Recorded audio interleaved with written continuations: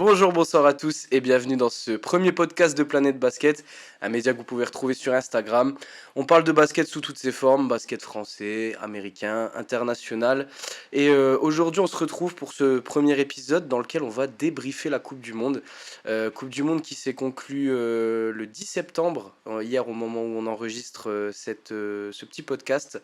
Par le sacre de l'Allemagne et de Dennis Schroeder, on a sélectionné au total 8 choses dans ce petit mois de basket qu'on a eu pendant l'été où il s'est passé beaucoup de choses, des équipes, des joueurs qui sont sortis du lot, pas toujours pour les bonnes raisons des fois, mais on va revenir sur ce tournoi à travers 8 choses à retenir et pour en parler, j'ai mes deux compères avec moi comme d'habitude, à ma gauche, Walid. Salut Walid, ça va?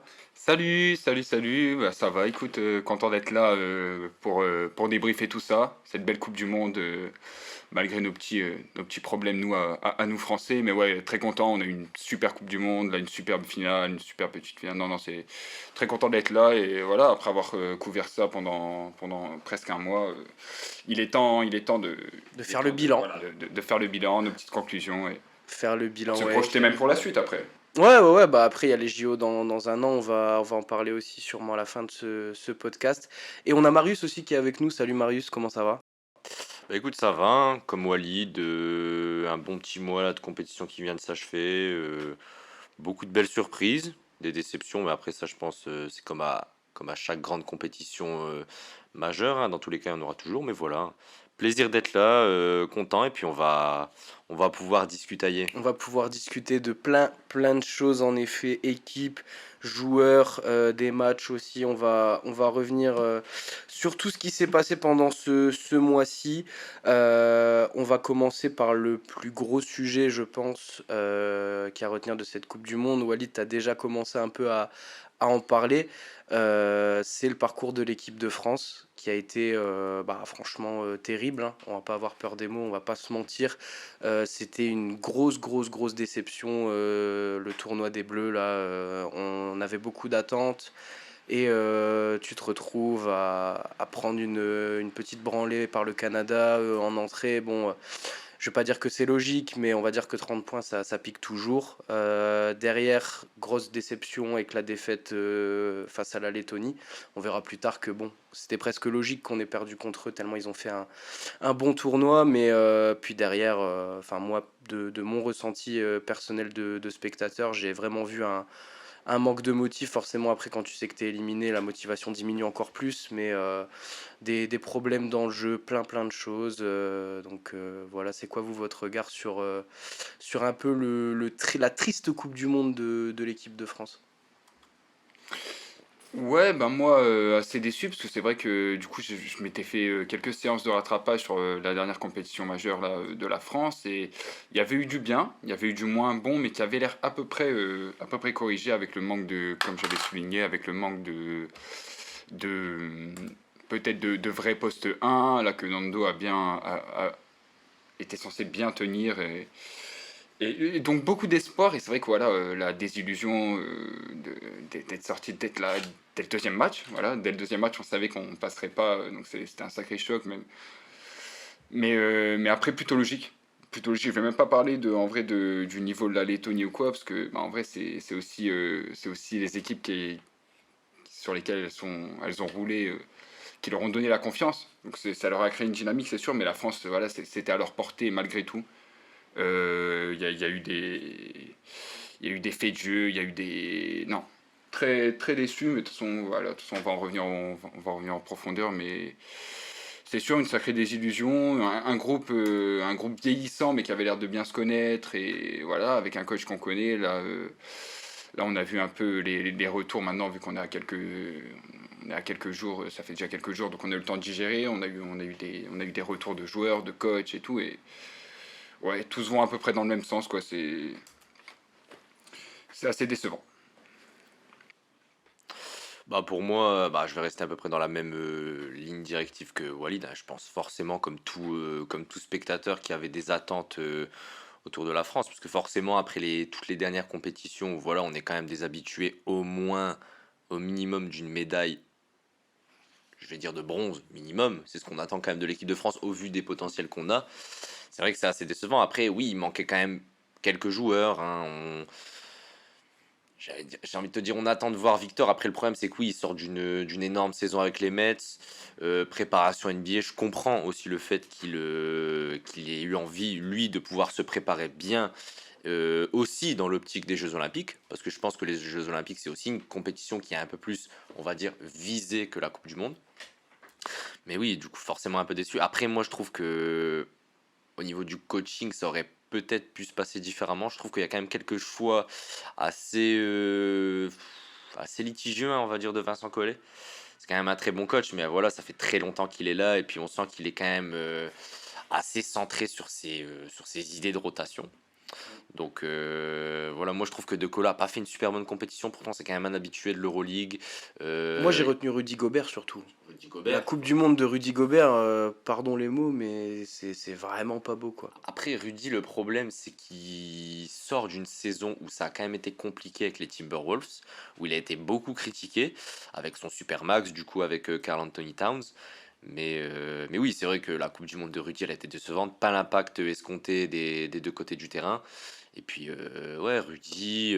Evan Fournier, qui fait une très bonne compétition. J'espère que ça va montrer à Thibodeau que va falloir le faire un peu plus jouer, à moins qu'il soit tradé. Ouais, très bonne compétition. Après, enfin bon, il est dans le sillage de l'équipe de France, mais Offensivement, je te parle. oui, Justement, le oui, leader offensif de l'équipe est celui qui a su montrer des fois qu'il fallait se. Bon, même si ça n'a pas marché, hein, mais de se mettre un coup sur la tête pour se dire bon, allez, les gars, là, faut rentrer dans son match. sur son énergie, enfin, j'ai rien à redire dessus, mais moi, j'ai trouvé très limite aussi certains choix des fois, alors que ce soit Evan ou d'autres, hein, mais c'est un échec qui est collectif de toute façon. Enfin, tout le monde le présente comme ça, et pour moi, du coup, c'est pas en ajoutant un Victor Wembanyama ou même un Thomas Hurtel comme a dit Nicolas Batum en conf de presse que ça va changer grand-chose, surtout pour les JO où on aura peut-être des États-Unis encore plus forts, un Canada encore plus fort. Donc à voir si la France va se relever de ça quand même. Je pense que oui, mais moi j'ai très peur pour les JO dans un an. Mais après, le truc, c'est que tu auras forcément un peu plus de joueurs, donc tu auras des rotations aussi qui seront plus profondes, des nouveaux joueurs qui vont s'ajouter à l'effectif. Donc, moi, je pense que c'est faisable. Après, voilà, va falloir se mettre une petite claque. Là, hormis, c'est sûr, on attend Victor pour la prochaine compétition, mais c'est vrai qu'il n'y a pas que lui. Comme tu dis, il y a eu des absents, plus des choix, je pense, ouais, faits par Vincent Collet et son staff. Franck Nilikita, on n'a pas eu Kylian Hayes. Enfin, il y a eu, surtout, je parle surtout pour la main, du coup, parce que ouais, moi, c'est vraiment là où j'ai vu. Parce que ouais, les choix d'Evan Fournier, après, peuvent être critiqués, c'est sûr, certains choix et tout, mais en fait, puis, sans lui, déjà, je trouve il y aurait vraiment eu peu de substance. C'est vraiment l'éclaircie qui a fait que. Alors oui, les choix sont pas parfaits. Après, ça fait partie du jeu d'Evan, j'ai envie de dire. Voilà, c'est pas maintenant à son âge, la trentaine, que le jeu va voilà, se révolutionner forcément. On connaît, mais justement, c'est pas un joueur qui peut faire la différence. Il peut faire la différence sur des séquences, voire même sur un match, mais il a besoin voilà, d'une structure solide, il a besoin de joueurs, il a besoin d'un. Et c'est sûr que là, il- Vincent Collet, il a tenté. Voilà, on attendait beaucoup aussi de Gershon Yabusele. Très bonne compétition. Ouais, ça a été Très bonne aussi, ouais. compétition, mais pareil, il est dans la raquette un peu seul, dû au manque de Rudy Gobert, voilà, qu'on attend forcément toujours comme la star de l'équipe de France. Voilà, défenseur de l'année à multiples, enfin plusieurs fois en NBA, voilà, joueur confirmé. C'est vrai que sa Coupe du Monde, elle est vraiment décevante. Et hormis l'attaque, c'est vrai qu'en attaque, on s'attendait à ce qu'il prenne plus de shoots qu'en NBA, voilà, dû aux règles, dû à l'espace, dû à son physique tout simplement. L'accès au cercle est sûrement plus simple en FIBA pendant cette Coupe du Monde qu'en NBA. Mais même défensivement, je l'ai trouvé beaucoup moins pertinent que d'habitude avec Rudy Gobert. Enfin, vraiment, on sait que c'est pas sa spécialité. Voilà, les équipes savent, ils le font sortir, ils le font jouer, ils le chassent de la raquette. Je trouve qu'il est et pas que de sa faute du coup, parce que je pense que là c'est le coach le coach a beaucoup à faire de ce côté-là. C'est éviter justement que Rudy Gobert se retrouve à défendre sur la ligne des 3 points. Et vraiment, en termes de switch, en termes de voilà, aller chercher les. Enfin, j'ai l'impression qu'il a vraiment subi le jeu pendant toute la compétition. Et forcément, forcément ça a pas forcément été en sa faveur. Mais ouais, collective, pareil, Nicolas Batum qu'on attendait, voilà, comme un leader qu'il est, voilà, est très déçu de sa compétition et je Ah, on pense l'a vu, à ouais. juste titre, voilà, Ah, il n'a normal. pas fait la compétition de sa vie. Et ouais, franchement, c'est vraiment un naufrage collectif. Faut voir après. Là, je pense qu'il y en a déjà en sortie de cette Coupe du Monde là, pour la France qui parlaient de voilà, un renouvellement total, d'effectifs, de coach et tout. Je pense que ça va être juste. Voilà, les JO, c'est dans moins d'un an. Donc ça va être juste voilà, pour tout refaire. Mais c'est sûr Au moins changer de que coach. t'as fait à la justement, changer de coach, Ah, souvent, c'est le premier verrou qui saute, hein, c'est le coach. Mais à voir. À voir. Moi, j'y crois pas beaucoup. Franchement, je crois qu'ils vont tenter la prochaine Coupe du Monde quand même avec Vincent Collet. Avec, j'espère, des changements et voilà, un peu de fraîcheur dans le groupe. Parce que pareil, il y a eu les petits problèmes extrasportifs là avec avec Tom Hurtel, Thomas ouais, Hurtel, ouais. tout ça, ouais, non, c'est sûr que le groupe déjà partait. Enfin, j'ai l'impression que le groupe partait déjà pas avec la bonne mentale. C'était Ouais. vraiment pas dès le début. Ouais, Et je bon, suis bien bah, dans d'accord une avec ça. compétition aussi rapide, voilà, tu rates le premier, tu rates le deuxième match, et voilà, tu sors. Ouais, voilà, c'est tout. Donc à Après, voir, c'est la Coupe du Monde, ça pardonne pas, mais c'est sûr. à voir. Moi, je pense effectivement aussi que le but, c'est d'aller avec ce groupe-là au JO et ce sera la dernière grosse échéance. Après, Batum va arrêter, Evan va se faire vieux, Rudy aussi. Il y a des Ça jeunes vieillit, ouais. qui poussent à la porte. Je me fais pas forcément de soucis pour le futur de l'équipe de France. C'est vraiment enfin, le futur à très court terme, quoi. C'est-à-dire, moi, j'ai pas envie que pour les JO de Paris, à domicile, en France, on se prenne des raclés comme là on s'est pris à la Coupe du Monde, sans envie, sans manière, et qu'on se retrouve encore une fois comme ça. Alors après, je pense que il vaut mieux que ça arrive maintenant que ça arrive dans un an, on va dire, ce petit naufrage-là. Ça va leur permettre de se remettre en question. Et on suivra bien sûr de toute façon les pas des Bleus au JO l'été prochain. Sujet suivant, les gars, on va parler du MVP de la Coupe du Monde. Bon, c'est une tradition de donner le MVP à un joueur de l'équipe gagnante. Donc c'est Dennis Schroeder qui a raflé le MVP cette année. C'est pas volé du tout, hein. Dennis Schroeder a fait une Coupe du Monde absolument monstrueuse, à l'exception d'un match contre la Lettonie où 4 sur 26. ouais, 4 sur 26 au tir, mais s'il le passe pas celui-là et que la Lettonie se qualifie, c'est quand même une toute autre compète, je pense. Mais ouais, du coup, il a quand même fait une très bonne Coupe du Monde derrière. Mais il y a beaucoup d'autres clients aussi qu'on pouvait imaginer être MVP ou du moins être intrinsèquement le meilleur joueur de ce tournoi-là. On a beaucoup parlé notamment d'un gars dont on a besoin de parler, je pense. Shai Gilgeous-Alexander. Première Coupe du Monde, première grosse compète internationale avec le Canada, avec tout un groupe composé de pas mal de joueurs NBA. Bon, il y a des Jamal Murray et Andrew Wiggins qui sont sur le côté encore, mais il y avait du Dwight Powell, il y avait du Luguensdorf, du Dylan Brooks aussi qui a fait des grosses perfs. Et à côté de ça, bah, Shai, en fait, c'est tous ces matchs, c'est une autre journée au boulot, quoi, en fait. J'ai vu des shoots tellement cliniques. Il a sa vingtaine de points. Ses rebonds, c'est pas ce qu'ils vont avec. Il gère vraiment bien le jeu. Le Canada aurait pu aller au bout, hein, je pense. Ça se joue à pas grand-chose, mais moi, je pense, est-ce que Shai, on peut lui donner le titre officieux de meilleur joueur de la Coupe du Monde? Alors, euh, meilleur joueur de la Coupe du Monde, ouais, en termes de. Il est arrivé, de toute façon, ça s'est vu vite, serein. Enfin, on n'avait pas l'impression que c'était sa première grosse compétition internationale, vraiment, pour un jeune joueur voilà, de 24 ans. C'est vraiment impressionnant. La sérénité, le leadership un peu silencieux, comme on aime bien voir ces basket sessions, par exemple, qui comparaient ça avec un peu le leadership de KD quand il arrive avec Team USA. C'est un gars silencieux, mais qu'en fait les gars respectent juste parce que ben, il fait le boulot en fait. Voilà, on parle du coup du vrai MVP Dennis Schroeder, voilà, de la compétition. C'est un jeu à risque, on le sait. Voilà, son 4 sur 26, voilà, représente bien ça, c'est qu'il peut te faire voilà, 3-4 matchs où il porte son équipe, mais forcément il y aura toujours des matchs avec un jeu comme ça.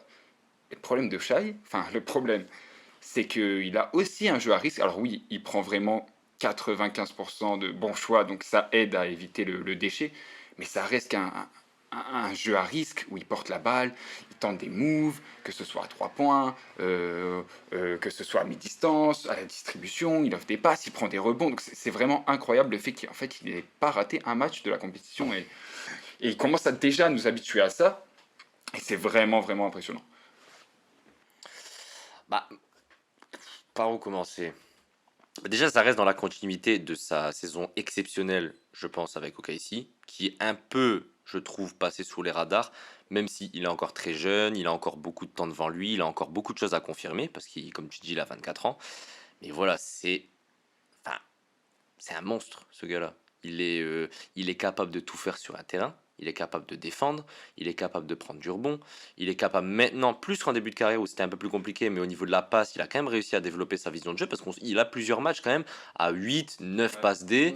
Là, contre les États-Unis, je crois qu'il est à 11, si je dis pas de bêtises. En tout cas, il est au-dessus des 10. C'est quand même très fort. Je trouve que ce gars-là, en fait, moi, je veux vraiment insister sur le côté, comme tu disais, Walid, silent killer. Mm. C'est-à-dire qu'en fait, le gars, il est là pour faire son boulot tous les soirs. Enfin, tous les soirs. Là, c'était pas tous les soirs, mais à tous les matchs. Être présent, avoir son leadership, faire jouer ses coéquipiers, parce que je pense qu'il a aussi confiance en ses coéquipiers. On pense à Dylan Brooks, qui a fait une super Coupe du Monde aussi dans son sillage. Mais voilà, il a été exceptionnel. Pour moi, je trouve que oui, il n'y a pas trop de débat en termes de niveau intrinsèque sur les matchs.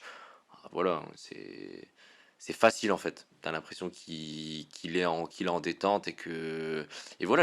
Et en fait, il pousse tout le groupe parce que c'est leur première médaille en Coupe du Monde au Canada. C'était la première fois qu'ils avaient un effectif compétitif et voilà, Shai en leader, il a réussi à porter son équipe avec RJ Barrett, avec plein de belles choses. Mais voilà, franchement, Ah, c'est gros, vrai gros, que gros respect à lui qui, je pense, ça fait taire plus d'un détracteur qui le considérait comme un joueur un peu surcoté, si on peut dire. ouais, ouais, ouais, bah, tu m'as rappelé qu'il y avait RJ Barrett aussi dans le Canada. Il y a un gros, gros vivier. Grosse, grosse perf de toute l'équipe, mais Shai a vraiment ce côté à la fois tueur silencieux, comme vous disiez, leader silencieux aussi. Ça va être très, très intéressant de voir quelle équipe se présentera au JO, parce que si tu ajoutes du Andrew Wiggins et du Jamal Murray Oh là là-dedans, là, ça va être très très ah, sérieux. ça va être très, très, très chaud. Surtout bah, quand tu vois déjà le match pour la troisième place qu'on a eu entre les US et le Canada. Là, un match US-Canada au JO, ça peut donner aussi. Et en parlant des US, on va en profiter pour parler un peu d'eux aussi. Du coup, ils terminent quatrième puisqu'ils ont perdu contre le Canada dans le match pour la médaille de bronze. Alors, c'est un gros match. Bon, ils le perdent avant ça. Ils sont plutôt impériaux sur la compète avant la défaite aussi, pareil, de 2-3 points, je crois, contre l'Allemagne.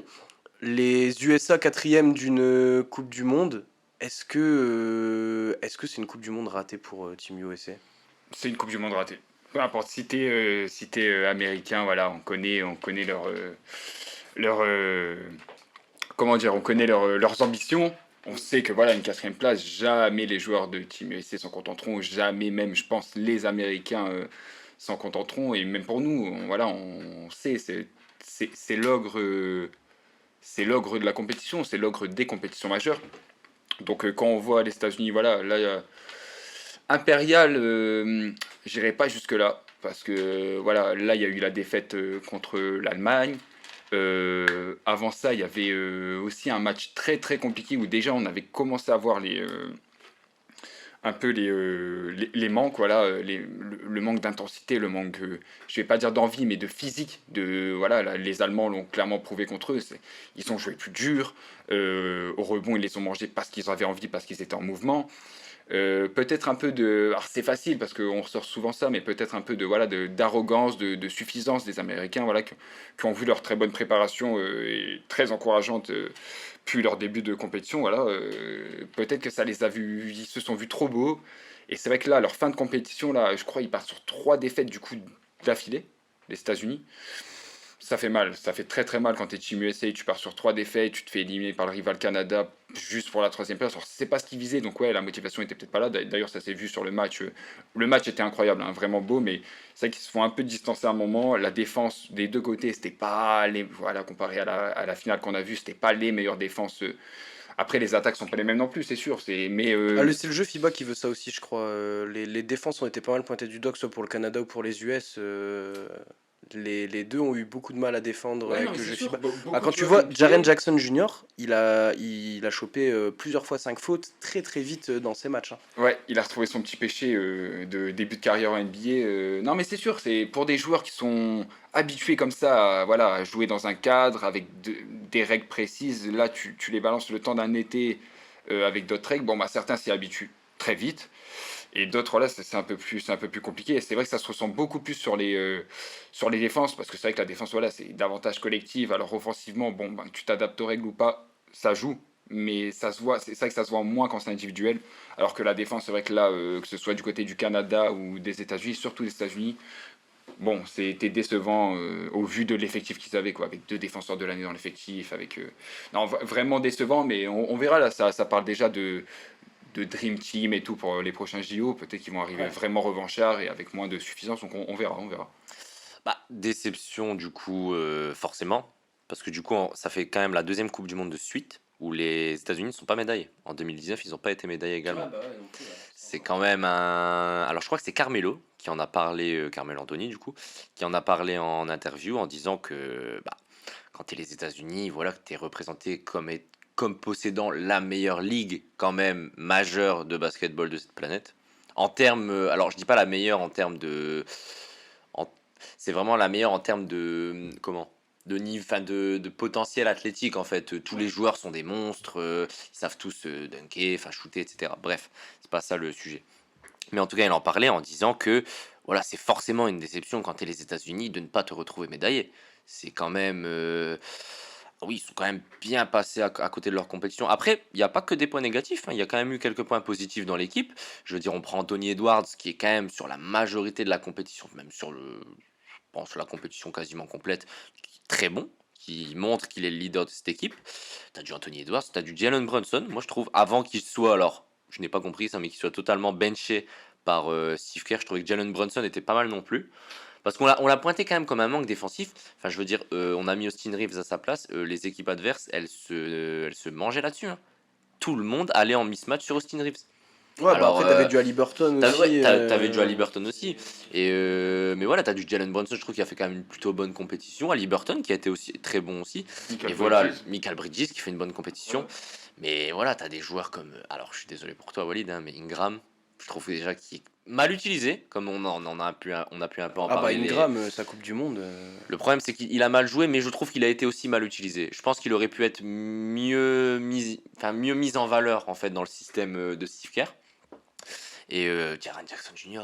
Jaren Jackson Jr., je pense que c'est le plus gros flop parce que tu t'attends quand même défenseur de l'année, comme on a dit, tu t'attends quand même à ce qu'il ait de l'impact. Enfin, je crois que c'est 2,3 rebonds de moyenne par match sur la compétition. Ah ouais, ouais, non, mais pourtant, il avait l'air tellement facile pour ce qui était claquer des bâches et tout ça. Mais ouais, Alors, après, quand t'es dans le jeu il a FIBA, eu des quelques fois. flashs, hein, mais le problème, c'est comme on disait, le jeu FIBA, je crois on l'avait déjà évoqué ça, mais que voilà, le jeu FIBA, c'est pas du tout pareil, et que des fois, pour certains joueurs, ça peut être compliqué justement de passer ce cap.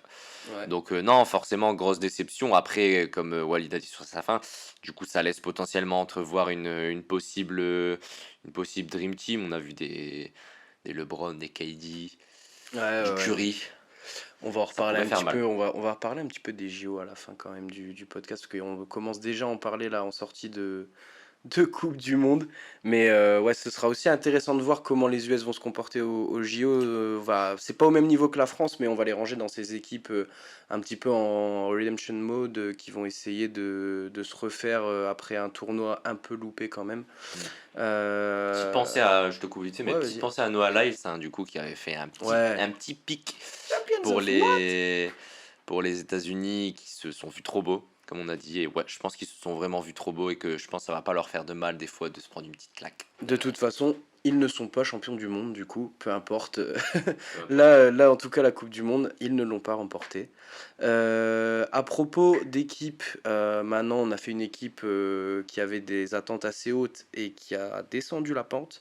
On va faire l'inverse, on va parler d'une équipe qu'on n'attendait pas forcément beaucoup et qui a absolument surpris tout le monde. C'est la Lettonie qui jouait pourtant sans Porzingis, leur gros joueur qui était encore un peu blessé de sa fin de saison. Et bah, malgré tout ça, on s'est pris la claque Lettonie en pleine gueule, nous les Français en premier, hein, puisque je crois qu'ils s'imposent assez logiquement contre le Liban dans le premier match quand nous on joue le Canada. Derrière, on se prend une leçon de la Lettonie. Alors, nous, c'est vrai qu'on a très très mal joué, mais la Lettonie a aussi très bien joué son coup. On a commencé à avoir un Luca Banchi, le coach de la Lettonie, qui a été élu meilleur coach d'ailleurs de la Coupe du Monde, à juste titre, pour Vérité. moi. Et il prône un jeu très offensif, très bah voilà, la Lettonie c'était leur première Coupe du Monde. Ils ont quand même quelques bons petits joueurs. On pense à Davis Bertans, Rodion Kurucs, etc. Arthur Zagars qu'on a découvert aussi là pendant la compète. Et bah, malgré tout ça, ils se sont pas reniés, ils se sont pas dit on essaye de faire ce qu'on peut, c'est notre première Coupe du Monde. Les mecs, ils ont joué les yeux dans les yeux avec la France pour commencer. Après, il y a eu des matchs alors contre le Canada, contre l'Espagne. Ça a été jusqu'en quart de finale, où ça perd malheureusement contre l'Allemagne. Mais les matchs sont pas gagnés à chaque fois, mais il y a toujours du beau jeu, moi c'est ça aussi que j'ai retenu. C'était vraiment beau, quoi, des belles séquences de passes, du bon jeu FIBA à l'européenne, un peu comme on aime voir. Et ouais, moi je retiens vraiment la Lettonie, une très très belle surprise. Je suis presque, je vais pas dire content, mais je dis allez, bien joué à eux d'avoir botté le cul de la France, d'avoir mis la première pièce dans la machine vers le naufrage, parce que en vrai, ils l'ont mérité aussi ce match-là comme leur bon tournoi en général. Bah, moi, franchement, je suis assez d'accord avec toi, hein, mais agréablement surpris par le niveau de l'équipe, surtout qu'ils n'avaient pas du coup Porzingis, qui sortait d'une très belle saison avec les Wizards, si je dis pas de bêtises. Attends, il a été tradé cet été à Boston, je crois, hein. Ouais. Ouais. Donc sort d'une très belle saison. Ouais, ils n'ont pas leur meilleur joueur, mais j'ai envie de comparer ça. Alors, ça n'a pas forcément, c'est pas exactement les mêmes cas, mais j'ai envie de comparer ça à la France. Tu prends une équipe où bon, la France a plus d'individualité là sur le papier. Mais je Mhm. veux dire une équipe voilà, qui n'a pas forcément de gros joueurs majeurs offensivement, mais ils ont réussi à mettre du cœur, de l'impact et se faire confiance les uns les autres. Et je pense que c'est ça Ouais. il a manqué aussi à l'équipe de France. C'est-à-dire que eux, ils jouent tous les uns pour les autres. Et comme tu disais tout à l'heure, le petit Zagars, moi, je vais pas faire le mec, je le connaissais absolument pas, ce joueur, Ah ouais, moi non plus, avant la hein. Coupe du Monde, hein. Et franchement, super belle surprise. Pourtant, c'est quand même un profil de meneur assez, on va dire, assez petit. Je sais pas exactement la taille qu'il fait, mais je pense pas que ça dépasse le mètre 90. Ouais, il a l'air Tout assez, pile. Un 90. assez 1,90. petit, ouais. Ouais, donc voilà, c'est quand même un profil assez petit. Ça reste un basketteur. Mais voilà, ils y ont donné du cœur, ils ont cru en eux. Et bah, pour le match contre la France, je veux dire, la France fait pas un si mauvais match, mais c'est juste que la Lettonie, elle y croit jusqu'au bout. Et ils font un comeback, je crois, de 14. Ils nous font un 14-0, je crois, quelque chose comme ça, Ouais, dans oui, oui, à le, l'entame du quatrième, je crois qu'on a dans le une bonne quatrième douzaine de quart-temps. points d'avance C'est ça. et on se Mais, fait remonter, mais ils y ont cru mais jusqu'au hyper proprement en plus, hein. Le Ouais. jeu collectif et tout était, Ils y ont cru jusqu'au bout, était vraiment beaucoup, beau. beaucoup de gros shoots, parce que je pense qu'on sous-estime aussi ça, c'est le talent et le potentiel de shooter qu'on a dans les pays un peu, les pays de l'Est comme ça, Lettonie, Ouais. Lituanie, il y a beaucoup de très bons shooters, hein. Franchement, non, moi, gros respect à eux, et on espère ils pourront être à 100% avec Porzingis dans les prochaines compétitions. On espère, on espère. On va en placer une aussi rapidement pour Rondeolis Jefferson, qui a fait un gros tournoi. Alors à peu près 24 points de moyenne avec la Jordanie, il n'y a que des défaites. On va pas reparler de la perf collectif au global. Juste, ouais, ce joueur donc, qui est passé qui a joué 4 ans pour les Nets. Avant de partir un petit peu du côté de Portland et Toronto. Toronto, ouais, c'est ça, exact. On l'entendait plus trop parler, il était passé sous les radars, parti de la NBA en 2021. Et il s'est fait naturaliser, hein, de base il est américain, hein, Rondae Hollis Jefferson, naturalisé jordanien pour la Coupe du Monde. Et alors même si la Jordanie, première Coupe du Monde aussi, je crois pour eux, a pas fait un beau tournoi, hein, je crois que 5 matchs, 5 défaites. Rondae Hollis Jefferson a fait des perfs, il y a du plus de 30, plus de 35 points même, pas loin des 40. Avec pas mal d'élégance dans le jeu. Bon, beaucoup ont parlé de petits mouvements qui faisaient penser à Kobe, des fade-away, des manières de shooter, etc. Moi, je veux juste qu'on parle aussi de Rondae Hollis Jefferson pour aussi le problème de la naturalisation. Il y a pas mal de gens qui ont dénoncé le fait que ça, c'était une naturalisation qui était un petit peu sortie de nulle part. Là, il n'y a pas d'origine, il n'y a pas de famille jordanienne ou quoi. Il a juste rencontré les personnes qu'il fallait pour faire ses papiers avant la Coupe du Monde et jouer pour la Jordanie. Il y a pas mal de gens qui ont déploré ça. Du coup, ouais, je voulais savoir un petit peu c'est quoi votre point de vue sur ce truc. Bah, alors moi j'ai un peu entendu tout et n'importe quoi sur justement sur ça, sur la naturalisation. Bah, déjà pour parler de pour parler des perfs, c'est vrai que bon, on a tout de suite vu, c'est vrai, une ressemblance avec Kobe, c'est vrai que le jeu était flamboyant, puis dans une compétition internationale, voilà, il a mis un peu en lumière du coup la Jordanie, donc ça fait toujours plaisir. J'ai entendu des gens dire, alors pour rappel, là depuis justement là, le début de l'été, les règles sur la naturalisation ont été revues un peu, et c'est un par équipe. Donc c'est un par équipe maximum. Ouais. Et donc certains disent, ben, c'est la triche. Voilà, vous amenez des joueurs qui n'ont pas la culture, qui connaissent pas le pays, qui représentent pas le pays. J'entends ça parce que c'est voilà. Là, on a eu le cas nous un peu en France, qui est encore d'ailleurs qui est encore d'actualité avec Joel Embiid. Voilà. Euh, moi, je vois pas de mal. En fait, la règle me convient actuellement. Un par pays, parce que, alors, de une, ça, voilà, ça peut forcément permettre, c'est toujours un atout quand tu prends un joueur, par exemple, un joueur américain pour venir jouer dans une petite nation qui n'a pas forcément un vivier de talent énorme. Bon, forcément, oui, c'est un atout, c'est indéniable. Mais le fait que ce soit limité à un, bah, en fait, ça me plaît dans la dynamique de la compétition en général. Ouais. Ça permet bah, justement de revoir des joueurs qu'on n'a pas forcément vus, de voir aussi de réelles belles histoires de joueurs qui s'attachent à leur nouvelle couleur et qui portent plus fièrement des fois que des gens qui viennent de base du pays qui n'ont pas l'air très concernés. Mhm. Voilà, c'est pas pour revenir sur le fait, mais voilà, nous, même en France, on a eu le cas, ça discutait autour de Joachim Noah, est-il vraiment français? Voilà. On a toutes sortes de polémiques sur est-ce qu'il faut vraiment être du pays ou quoi. Moi, un par équipe, ça me va bien. Je trouve que ça déséquilibre pas la compétition, ça offre pas un atout si majeur. Oui, c'est un atout, c'est sûr. Et voilà, encore, ça permet de revoir des joueurs, de voir des joueurs aussi qui sont aussi motivés. Parce que voilà, s'ils font les démarches, s'ils vont jusqu'à. Ou s'ils acceptent d'être naturalisés, bon bah, tu te doutes qu'ils vont pas venir en figuration et tu te doutes qu'ils ont des choses à prouver. Tu te doutes qu'ils vont se donner pour le pays. Peu importe qu'ils soient nés du pays ou pas, ils vont se donner pour la compétition.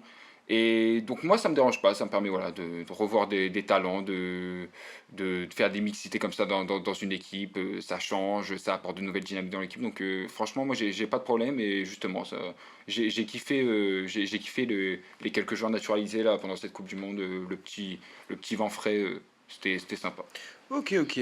Bah écoutez, on espère qu'on va en voir. On avait aussi Kyle Anderson là, qui s'était fait naturaliser avec la Chine. Bon, lui, Anthony Towns. ouais, Karl Anthony Towns, lui, il est vraiment Oui, de mais lui, République de. vraiment, Pas, Il s'est quand même naturalisé. Il aurait pu jouer pour les US en soi et il a choisi de jouer pour la République dominicaine. ouais, ouais, bien sûr. son collègue Eric Gordon. Mhm. Oui, aussi, ouais, Eric Gordon avec les Bahamas. Souvent, ça permet de beaux ajouts et c'est quand même.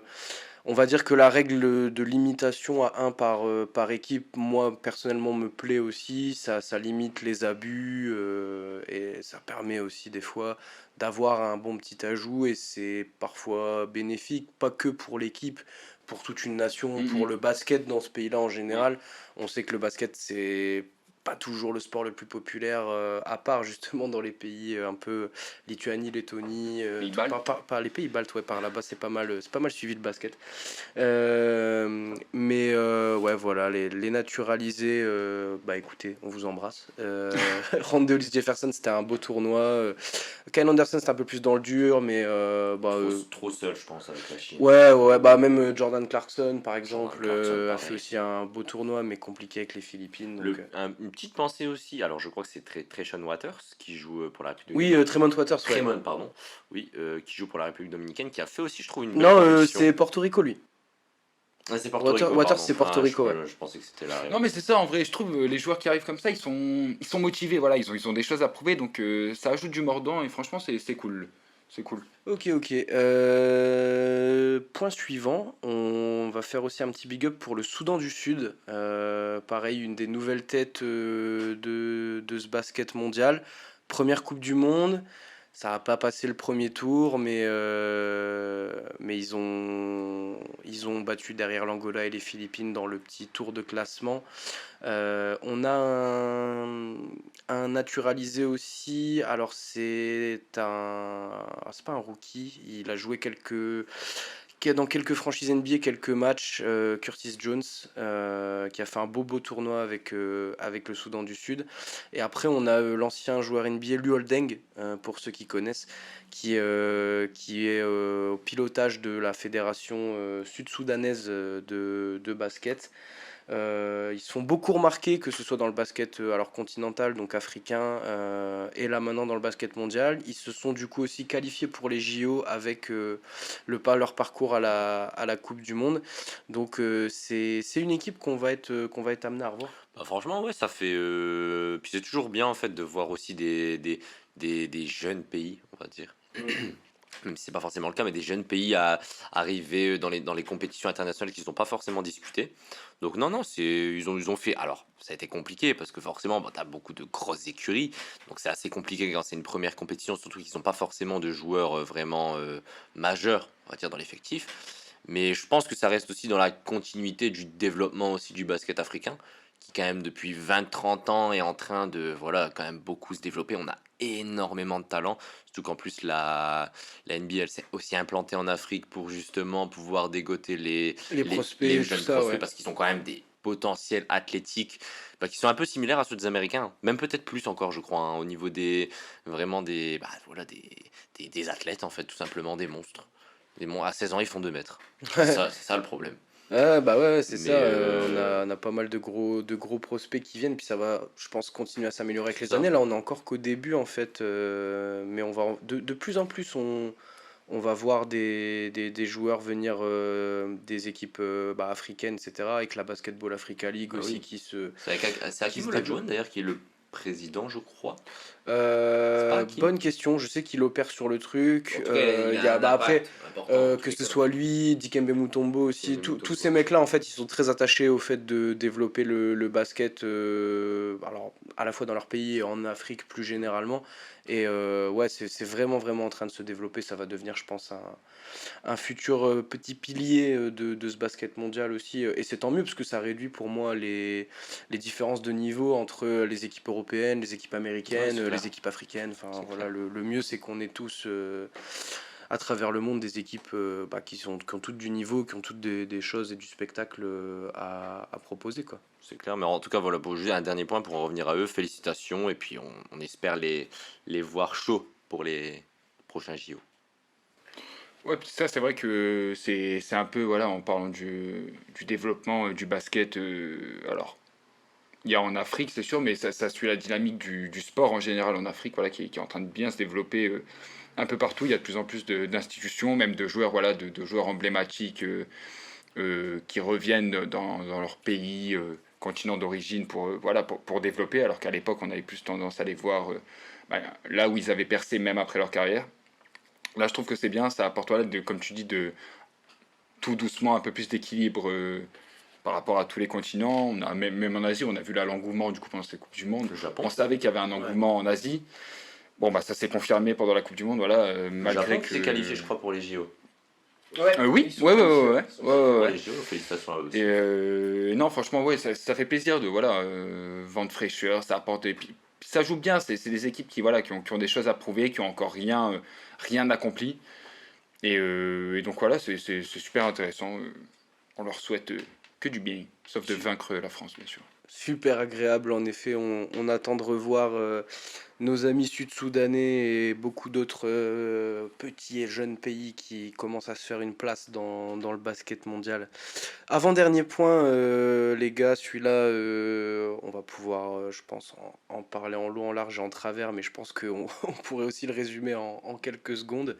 On va parler un peu de Luka Doncic aussi quand même. Grosse Coupe du Monde. Encore une fois, il a montré que il est tellement au-dessus de beaucoup de gens, de beaucoup d'équipes, des matchs, enfin le scoring, la contribution, rebond, passe, etc. Il y a toujours rien à dire, il y a toujours la feuille de stats qui est noircie, mais bah, malheureusement, il y a toujours ce problème avec les arbitres qui est ressorti encore et encore. Le plus grave, c'était forcément lors de l'élimination du tournoi principal de la Slovénie en quart contre le Canada. C'était vraiment presque triste en fait de voir un mec autant se donner et autant s'énerver dès qu'il n'y a pas un coup de sifflet. Il a refait son petit signe là avec la main où il montre, il suggère que les arbitres ils ont été payés. C'est des trucs en plus, il risque gros à chaque fois parce que, enfin en plus il améliore pas sa réputation auprès des arbitres. Et là les arbitres en avaient marre au bout d'un moment, bah exclusion parce que à force de gueuler, il laisse passer une fois, deux fois, trois fois. Au bout de la cinquième, t'as un peu envie de sévir et après, bah, ça aide pas. Il pense que les arbitres sont contre lui, machin. Enfin, moi, c'est vraiment le gros point noir. Et en fait, j'ai peur que ça devienne un point noir qui éclipse en fait tout le génie de Luka Doncic, quoi. Alors moi, pour le coup, alors oui, Luka Doncic sait salir la feuille de stats, il sait scorer, passer, voilà, c'est un joueur incroyable, on va pas refaire son CV. Par contre, je suis super déçu de sa Coupe du Monde. Hormis même l'histoire des arbitres. Alors oui, les arbitres, là, ça a beaucoup fait jaser. Voilà. Il n'y a pas que lui, d'ailleurs, qui s'est énervé. Bah, d'ailleurs, dans le même match, Dylan Brooks qui se fait exclure. Il y a pas que lui qui était, voilà, les différences d'arbitrage entre les matchs, entre même, enfin, au sein même d'un même match, on a vu des différences d'arbitrage assez incompréhensibles. Mais encore une fois, les arbitres n'ont pas tous les torts. Je vais pas me remettre tous les torts parce que, bah, en fait, on a vu beaucoup de joueurs justement être en opposition tout le temps contre l'arbitrage. Et Luka Doncic en est un beau représentant, exclu juste avant son élimination, donc forcément ça fait parler. Surtout que c'est pas nouveau pour Luka. On sait qu'il a tendance à voilà perdre vite son sang-froid. Vis-à-vis des arbitres surtout. Voilà, les contacts, non sifflés. C'est vrai qu'il va beaucoup au contact, mais il les provoque beaucoup. Alors déjà quand NBA il râle, là en FIBA il a beaucoup râlé. Et voilà, ça a coûté, ça a coûté cher, je trouve, à son équipe. Mais hormis ça, sa Coupe du Monde, moi je suis vraiment sur ma faim. C'est alors oui, ça fait des passes, oui, ça score. Mais par contre, qu'est-ce que ça croque, qu'est-ce que ça rate, qu'est-ce que ça garde la balle pendant des temps. J'ai vu des séquences, ses coéquipiers ne font absolument rien. Alors, je dis pas du coup que c'est forcément que de sa faute, mais au bout d'un moment, jouer avec un gars qui prend 16 secondes sur les 24 à chaque possession minimum, bon bah tu te dis à quel moment je bouge, et des fois forcément quand ses coéquipiers commencent à bouger, et bah Luka n'était pas forcément dans le tempo, ses coéquipiers non plus, et franchement j'ai vu énormément de déchets. Il a du déchet, c'est son jeu, mais alors là, la Coupe du Monde, beaucoup de déchets, des gestes d'humeur, même vis-à-vis de ses adversaires. Non, moi, j'ai trouvé son leadership très. Alors, ça va pas remettre en cause tout ce que je pense de Luka Doncic et voilà, et du bien que je pense de lui, mais c'est vrai que là, ça m'a. Déjà, sa saison régulière, voilà, la dernière là en NBA, on a commencé à entendre parler, même lui, hein, lui-même s'est exprimé sur les choses qu'il avait à changer dans son jeu. Je trouve que bah, ça s'est pas vu. Là, ses discours de fin de saison, ce sont pas. J'ai pas vu les Ah bah, changements à la Coupe du Monde. pas du tout. J'ai vu du Luka dans le texte, j'ai vu des coéquipiers des fois vraiment, je vous dis pas concernés par. Alors oui, peut-être qu'il joue pas à la même vitesse que les autres, peut-être que lui tout va trop vite. Et dans ces cas-là, je pense qu'un bon leader et quelqu'un qui fait gagner son équipe, il fait en sorte d'adapter le tempo, et j'ai vraiment pas vu ça de Luka. Donc, ouais, sur ma fin, vraiment, vraiment pas convaincu de la Coupe du Monde de Luka. Il a l'air de. Alors, ça a l'air d'être vraiment un garçon intelligent pour le coup. Il a l'air de vraiment se remettre en question.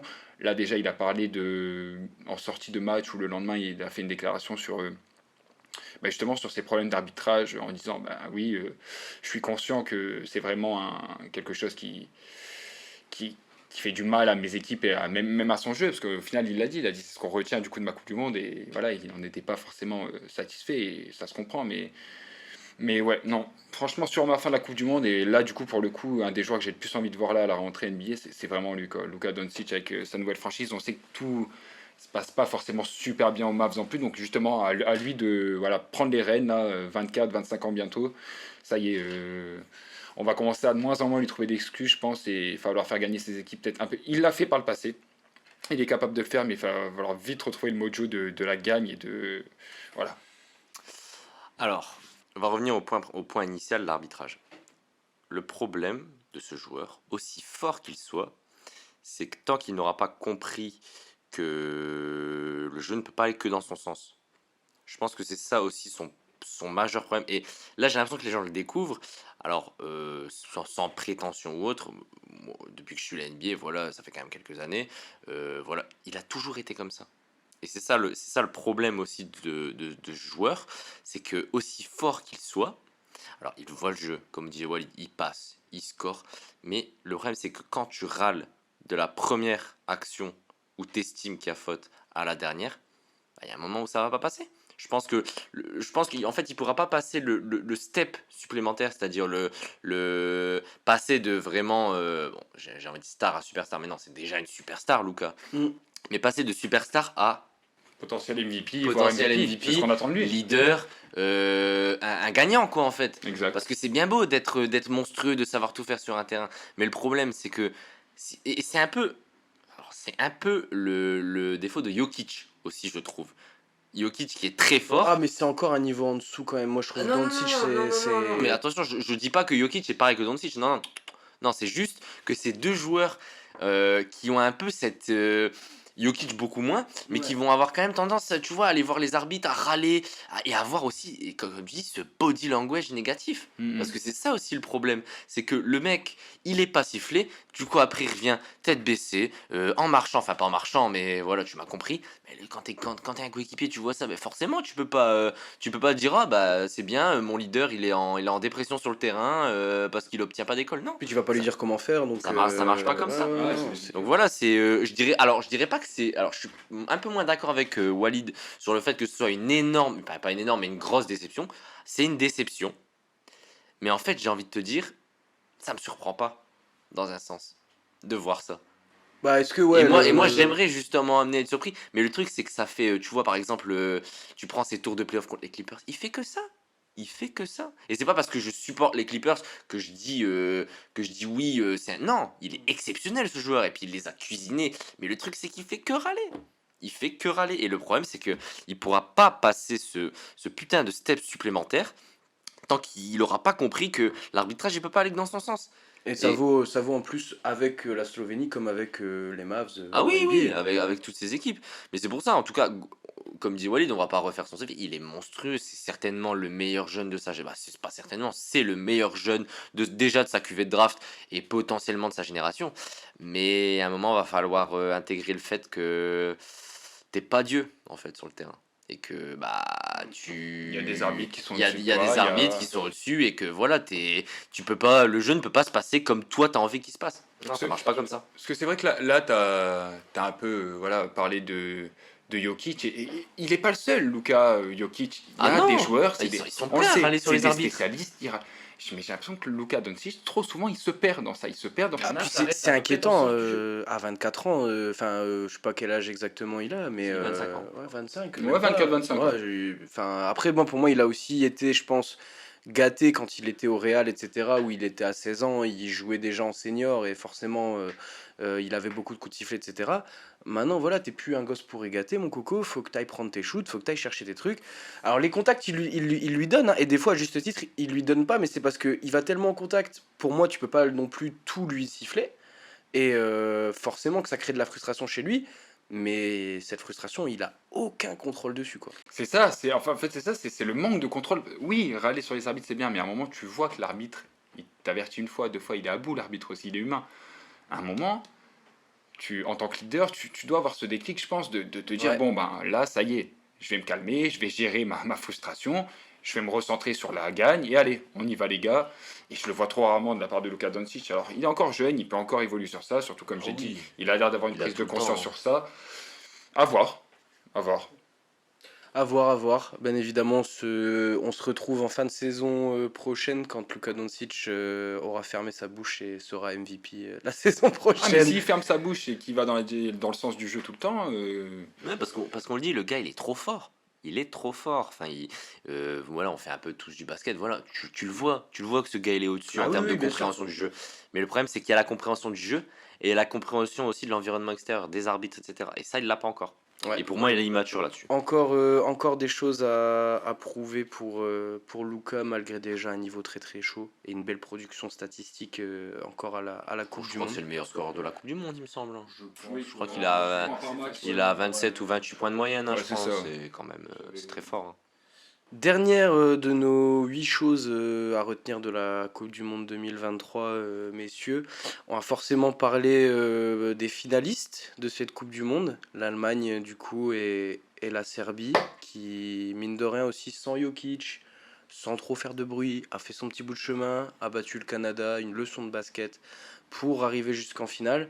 Quand j'ai commencé à préparer ce podcast, j'avais écrit les nouveaux rois de l'Europe. Parce que bah déjà, ils n'étaient pas sûrs d'aller au bout. Et bah, il y avait déjà des équipes. Enfin, je veux dire, quand on pense nation de basket européenne, ces nations-là, elles viennent, mais plutôt en second rideau, en fait. Tu Mm. penses d'abord à la France, à l'Espagne, à qui d'autre, à qui d'autre. France, Espagne, t'as aussi La l'Allemagne qui Serbie, est. Oui, après, la voilà, Slovénie parce qu'ils ont leurs joueurs, mais la là, Slovénie, vu oui, qu'il n'y avait pas voilà, de c'est joueur, ça. voilà, vu qu'il n'y avait pas, vu qu'il y avait Mais pas Jokic, c'est vrai qu'on les a pas mis dans le premier rideau tout de suite. ouais, voilà. Voilà. Et maintenant, en fait, bah, l'Allemagne a mis vachement de respect sur son nom à cette Coupe du Monde. Alors, c'est un travail qui date pas d'hier, hein. C'est déjà au dernier Euro. Ils avaient fait, je crois, un parcours assez propre. Et la Serbie, c'est plus continuel, c'est plus un succès collectif. Mais c'est là aussi où c'est fort, c'est que je voyais des gens qui disaient, bah, il y a un an, la Serbie, elle avait pas fait un très bel Euro. Jokic avait râlé aussi après des arbitres, ça s'était plaint, etc. Et là, on a vu une Serbie métamorphosée, un jeu pareil très propre, très fluide, très européen, comme on parlait pour la Lettonie tout à l'heure. L'Allemagne aussi, c'est un groupe qui se connaît. Ils m'ont, je pense, beaucoup fait penser à la France de 2019 un peu. Avec ce roster comme avec pas mal de grosses individualités, Dennis Schroeder, les frères Wagner, Isaac Bonga, Daniel Theis. Il y a plein de petits gars qui savent bien jouer au basket, surtout au basket FIBA. Et bah ouais, là ils ont quand même réussi chacun à sortir le Canada et les États-Unis. Et c'est eux qui se sont disputés la médaille d'or, quoi.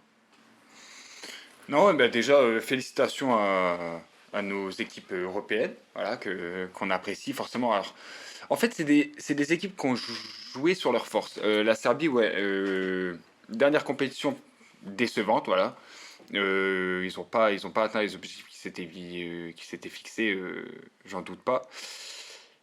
Mais ils ont su, en fait, ils n'ont pas tout remis en question. Et voilà, ils sont arrivés sans Jokic. Alors, peut-être que certaines équipes les ont, dans un premier temps, peut-être pris d'eau. Et moi, le premier, hein, c'est vrai que je les ai au début moins suivis que d'autres équipes européennes. Par exemple, forcément, on m'annonce l'absence de Jokic. On me dit, voilà, dernière compétition mitigée. Bon, je m'attendais pas à ça, mais c'est vrai que leur jeu, c'était vraiment un régal. Un des plus beaux jeux de la compétition, si ce n'est le plus beau jeu collectif. Ça défendait.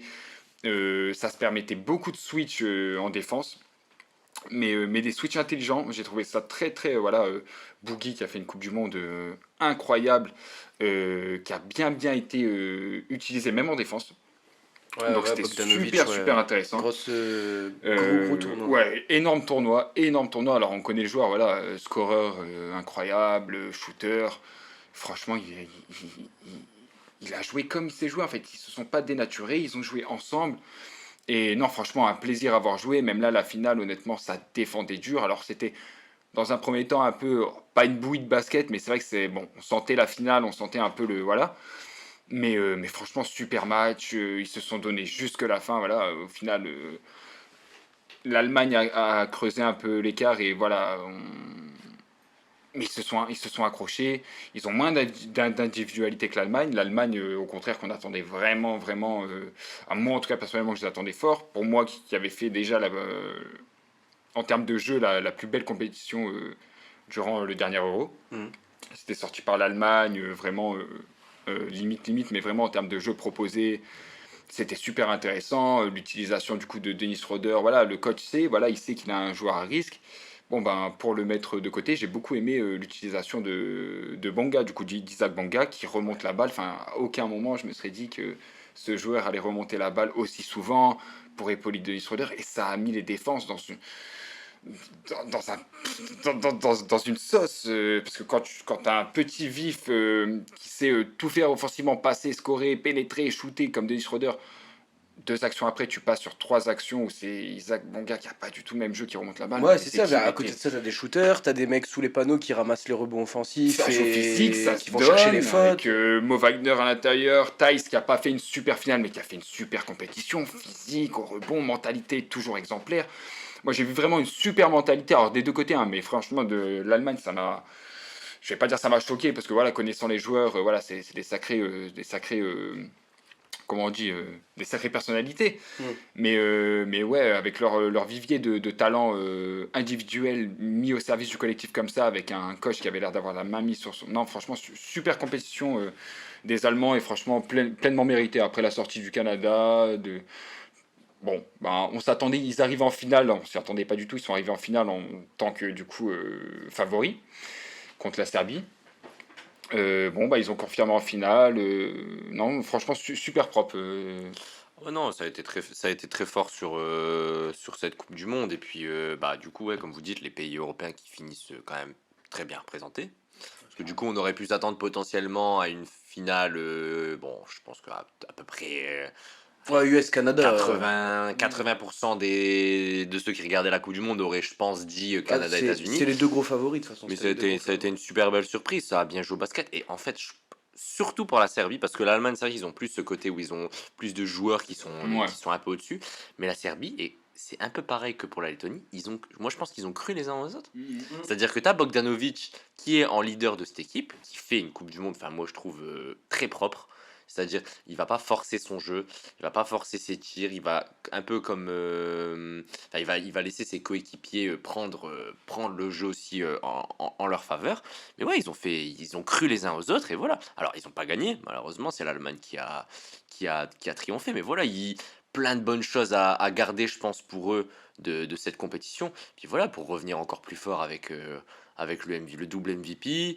Enfin, le, le double MVP avant du coup Embiid cette année, Jokic, t'as du Marjanovic que tu vas pouvoir peut-être récupérer, t'as je crois du Bokuszewski, je crois Oui, aussi, aussi, ouais, ouais. qui est Ouais, assez jeune, mais tu auras déjà un peu plus de Ah, noyau, je pense la aussi. Serbie a rarement eu des trous dans ses générations, etc. Mhm. Ça se renouvelle assez Et on facilement y tout le revient à ce temps qu'on et disait tout. pour la Lettonie tout à l'heure, c'est des putains de bons shooters.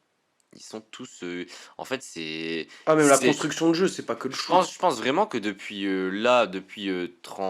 l'époque de Jordan, je dirais que voilà, le basket il s'est développé partout et que maintenant, voilà, dans beaucoup d'équipes, tu as des très bons Ah joueurs. bah Et voilà, Steve Kerr, le coach américain, était le premier à le souligner en disant, je ne sais plus en sortie de quelle défaite c'était là sur la fin, mais de dire on n'est plus en c'est 1992, il ça, n'y a plus de c'est Dream ça. Team, il n'y a plus de les US Alors, les plus forts. ils peuvent en soi se faire une équipe. Je pense que s'ils sont concentrés, bon, je pense qu'il n'y a pas trop de Ouais. débat, hein. Si tu mets LeBron, Curry, KD, Booker ou je sais pas qui d'autre dans l'équipe, bon, ça va être compliqué.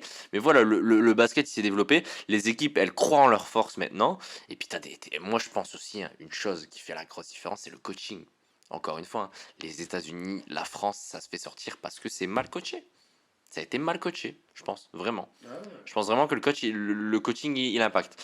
Et sinon, hormis ça, grosse félicitations à l'Allemagne qui, c'est vrai, moi je les aurais, honnêtement, hein, je les aurais pas vus aussi forts, je pense, en début de compétition. Alors, on connaît Schroeder, mais le problème de Schroeder, c'est que il est capable de tout comme de rien. Il est capable d'être dans certaines soirées Iverson Prime, D'autres soirées, ça va être, je sais pas qui, mais un meneur de district, quoi, à un moment. Mais il a été monstrueux sur la Coupe du Monde. Et encore une fois, ses coéquipiers y croient en lui, leader de l'équipe, avec des bons joueurs, avec du Wagner autour, parce que Wagner qui fait quand même une grosse Coupe du Monde. Daniel Theiss aussi, qui fait une grosse Coupe du Monde. Voilà, un collectif huilé, les coéquipiers qui croient les uns aux autres.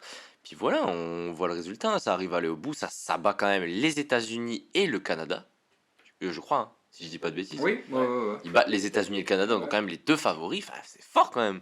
C'est fort quand même de faire ça. Franchement, gros respect à eux. Et puis, mais le problème du coup, c'est qu'on va les attendre fort hein, sur les prochaines compétitions. Va C'est falloir ça. répondre présent parce que là, ils ont mis la barre haute. Attention. Hein. Va falloir répondre présent, ouais, en effet, parce que on a dans un peu moins d'un an, là, en juillet prochain, la prochaine grosse échéance internationale, c'est les JO. On va en parler vite fait pour conclure ce podcast. Pardon, ils ont pas battu le Canada. Ils ont pas joué contre le Ah, Canada. l'Allemagne, non. Non, L'Allemagne, non. J'étais persuadé Ouais, qu'ils moi Non, aussi. le Canada, c'est la, Non. c'est la Serbie qui les a sortis, parce que Ouais, mais ok. c'était pas du même Ah non, côté. moi je dis des bêtises, excusez-moi. Mais Mais ouais, du coup, pour terminer le podcast, on va parler un petit peu des JO, là, dans moins d'un an. Il n'y a pas encore tous les qualifiés, mais c'est un tournoi très restreint, au contraire de la Coupe du Monde. Il y a 8 qualifiés pour l'instant et on en attend encore 4 avec les tournois de qualification olympique. Pour l'instant, les qualifiés, je vous les liste. On a la France, l'Australie, le Japon, le Soudan du Sud, l'Allemagne, la Serbie, le Canada et les États-Unis. Donc beaucoup de monde qu'on a vu dans cette Coupe du Monde. La France et les États-Unis qui vont avoir besoin de se relever un petit peu de cette déception. Le Canada qui va faire figure encore de gros favoris. L'Allemagne et la Serbie, du coup il va falloir bien s'en méfier maintenant. Le Japon et le Soudan du Sud en un peu en outsider. Et puis il y a aussi des équipes qu'on attend encore dans les JO, la Grèce, la Slovénie de Luka Doncic qui va devoir aussi se qualifier par un tournoi pour être au JO. Moi, j'ai envie de dire, est-ce que on retombe dans le piège de se dire, ouais, bon là, les États-Unis et le Canada, ça va peut-être être quand même la finale, les deux meilleures équipes. Sachant que là, juste avant qu'on tourne quelques heures avant qu'on tourne ce podcast, on a eu un petit report de Shams Charania The Athletic Ouais. qui nous a dit que LeBron avait très envie de jouer les JO, LeBron James, Avec ses copains. avec ses copains Stephen Curry, Kevin Durant, Draymond Green, enfin. Anthony Davis. Et tout ça, c'est des mecs qui n'étaient pas dans l'équipe des États-Unis là à la Coupe du Monde. Alors, est-ce que les États-Unis vont rouler sur tout le monde au JO? Est-ce qu'on peut encore voir une surprise comme là on a vu à la Coupe du Monde? Une surprise, oui. C'est pour ça que ce sont des surprises, ça on peut toujours en voir. Après, c'est sûr que voilà, si les États-Unis arrivent avec l'armada qu'on connaît à peu près, voilà, leurs top joueurs, c'est sûr que ça complique la tâche de toutes les autres équipes et même les favoris, hein, même les Allemands, les Français, voilà, tu regardes les États-Unis, bon ben, si eux ça marche, en fait ça dépend que d'eux. S'ils envoient une Dream Team et que ça fonctionne, ben, Tu peux pas faire grand-chose, quoi. Voilà, c'est ça. Il y a encore un vrai gap, surtout en termes de profondeur d'effectifs. Voilà, ils ont envoyé quoi? Une équipe C. Bon bah l'équipe C, elle a quand même fait demi-finale, Ouais, quoi. équipe C, ouais, équipe C, t'es gentil quand même. Il y a quand même des bons joueurs. Ah, tu peux faire mieux, Mais tu peux faire mieux. équipe C, j'entends par exemple en termes, par exemple là leur star c'était Anthony Edwards, un arrière. En Ouais, termes d'arrière ouais. américain, c'est quoi le troisième? Oui, ouais, Tu c'est vois? ça, ouais, Donc ouais, équipe ouais. C, au Mmh. mieux. Oui, alors oui, l'équipe est super impressionnante, mais c'est ça qui fait peur avec les États-Unis, c'est leur profondeur. Donc ouais, si tu envoies LeBron, si tu mets LeBron, un sac à dos, 2-3 collègues derrière qui ont déjà gagné quelques bagues et quelques médailles dans des compétitions internationales, on pense à Kevin Durant, meilleur marqueur des États-Unis, enfin, non, c'est sûr que ça va être compliqué, mais déjà on ne sait pas encore quelle équipe va vraiment être là, dans quel état vont être les joueurs, parce que voilà, on sait que c'est des joueurs vieillissants, voilà, là on parle de Steph, LeBron et KD, ben, on sait qu'ils vont devoir enchaîner une saison compétitive, normalement des playoffs, puis du coup des JO, pour LeBron 39 ans, pour KD 35 ans, enfin c'est Stephen pareil à peu près. Donc voilà, faut voir l'équipe, faut voir la dynamique, parce que voilà, c'est bien d'assembler les talents, mais on verra aussi les envies. Mais la concurrence aussi, la concurrence qui fait peur, parce que voilà, on pense au Canada, voilà, comme on dit, il n'y avait pas Wiggins, il n'y avait pas Murray. La France décevant cette compétition, on va voir avec Wembanyama, on va voir avec peut-être les ajouts de Nikita. Enfin, on verra qui ils peuvent rajouter en fonction de la saison qui arrive. Je pense que ça jouera beaucoup. L'Australie qui a été assez décevante aussi. Ouais, aussi, Enfin, ouais, on il n'en y, a pas a- parlé, y a beaucoup mais. d'équipes en fait, même l'Allemagne avec les frères Wagner qui vont encore progresser, logiquement, qui vont prendre, surtout pour France, de l'ampleur au sein de leur franchise d'Orlando. Donc la concurrence va être plus rude, je pense. Mais les États-Unis, ça dépend que d'eux. Ah, après, c'est toujours compliqué. Moi, j'ai quand même envie de te dire que oui, intrinsèquement, ils sont plus forts. Après, je crois qu'on l'avait déjà évoqué ça aussi au début des Jeux Olympiques, au début de cette Coupe du Monde, ne pas se voir trop beau. C'est ça le problème. Ouais, C'est ouais. ça le piège aussi quant à tout ça. Et même en NBA, je veux dire, tu prends l'exemple de teams des fois qui se voient trop belles, qui se voient trop fortes parce que voilà, plein de talents. Donc, bah, c'est vrai que si t'as Kevin Durant, LeBron, Steph Curry, t'as du Booker, j'ai vu qu'il y avait du Lillard aussi potentiellement qui serait intéressé. Bon, c'est vrai que ça paraît injouable sur le papier. Mais faut jamais se voir trop beau. Le basket, c'est un sport collectif. Ça se joue à 5 et ça se joue aussi avec un coach. Ouais, puis on s'est rappelé de la Coupe du Monde 2019 aussi, mais il y a les JO de Tokyo en 2021, où au final, bah, c'est une équipe. C'est pas une équipe où il y a peut-être autant de gens que ce qu'on annonce là, et ce sera peut-être pas d'ailleurs celle qui sera au bout pour les US en 2024, mais il y avait quand même du KD, du Lillard, des gros joueurs aux Jeux Olympiques, et la France a regardé cette équipe droit dans les yeux, les a même battus en phase de groupe. Après, voilà, ce sera quand même compliqué, ça c'est une certitude. Si les États-Unis veulent remettre la main un peu sur le basket mondial, ils vont, je pense, activer deux trois leviers et ça peut être vite réglé. Mais ouais, après, si vous jouez bien au basket, vous avez une chance de, Une de chance, vous faire une place. une chance. Ouais, et attention, parce que du coup, là, s'ils envoient vraiment l'armada complète, bah, attention à la. Parce que là, s'ils finissent quatrième avec une armada comme ça va pas être la même histoire. Ah ouais, Ça non, va bah pas là, être la même histoire. Alors, on va déjà parler de révolution basket, ça y est, les États-Unis, c'est la fin. Enfin, on va en entendre des conneries, mais là, ouais, il y a faut des faire gros attention, hein. enjeux, ouais, je pense quand Ah, là, même. là, il y a des enjeux. Le truc, c'est que tu auras aussi beaucoup de teams qui auront aussi leur star. Je pense à la Grèce avec Antetokounmpo, la Serbie, tu auras Bien du sûr. Jokic, la France, si tu arrives à avoir peut-être du Embiid. Parce que si tu arrives à avoir. Ça va être compliqué, hein. Embiid, il peut aller aux US, il Il peut peut aller aller, en ouais, lui, France. il peut aller partout. Lui, il a un Surtout que là, bon, on sait pas encore, hein, mais ces derniers jours, moi j'ai entendu que Embiid, les Les États-Unis, États-Unis, ça oui, je l'intéressait sais, pas mal, hein. j'ai vu aussi. Il a entendu LeBron, je crois, il se dit moi aussi je suis ton copain. Ouais, non, non, ça l'intéresse pas mal, mais on verra ça.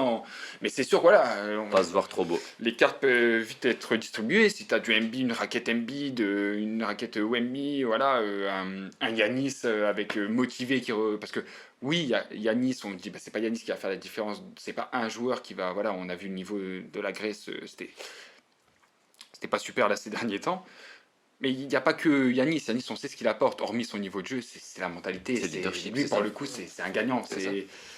Donc, à voir. À voir. Mais en tout cas, ça s'annonce incroyable. Incroyable. À voir, ça va être effectivement très beau et attention à ne pas se voir trop beau. On va conclure là-dessus, messieurs. Merci beaucoup de nous avoir écoutés. Encore une fois, si vous voulez nous retrouver, ça se passe sur Instagram, Planète Basket du bas. Suivez-nous. On a d'autres podcasts qui arrivent, plein de petites choses. On vous parle de basket au quotidien. N'hésitez pas aussi à nous dire ce qui vous a plu, ce qui vous a moins plu. C'était un premier podcast, donc on est curieux d'entendre vos avis et on se retrouve bientôt pour parler de basket. À bientôt les gars, salut. À Ciao. plus.